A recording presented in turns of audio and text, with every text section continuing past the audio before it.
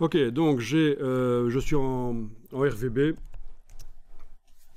et je vais sélectionner tous les objets là, commande A, touche suppression, parce qu'en fait on va amener notre photographie. Vous faites fichier importer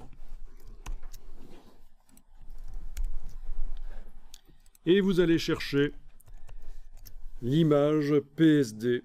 Attention, il faut absolument pour ce qu'on va faire que le fichier soit lié. Donc le lien est coché.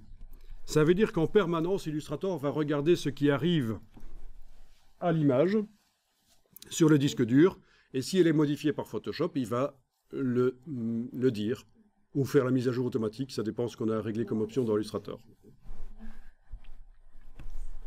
Donc j'importe.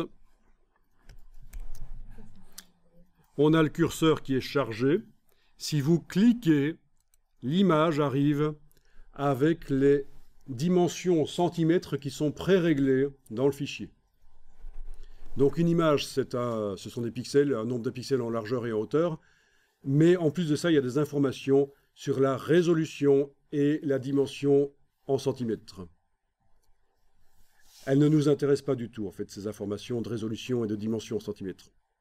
Par contre, si vous cliquez quand vous amenez l'image, ben voilà, vous avez un problème, cette image, visiblement, elle est très grande. On annule, on va forcer le dimensionnement de l'image en faisant fichier importer. Et ça, on y reviendra quand on sera dans InDesign. Vous allez vraiment comprendre ce qu'est la résolution et à quel point ça, il ne faut pas trop s'en occuper. C'est surtout la définition des images qui nous intéresse. Donc je fais un cliquer glisser, je détermine la dimension de l'image. Et alors, contrairement à tout à l'heure, j'ai bien sûr un document InDesign qui contient plein de choses, notamment des formes. Vous vous souvenez que j'étais allé voir tout à l'heure, la palette des formes, elle était quasiment vide, maintenant il y en a quand même. Les styles graphiques, menu fenêtre, style graphique, etc.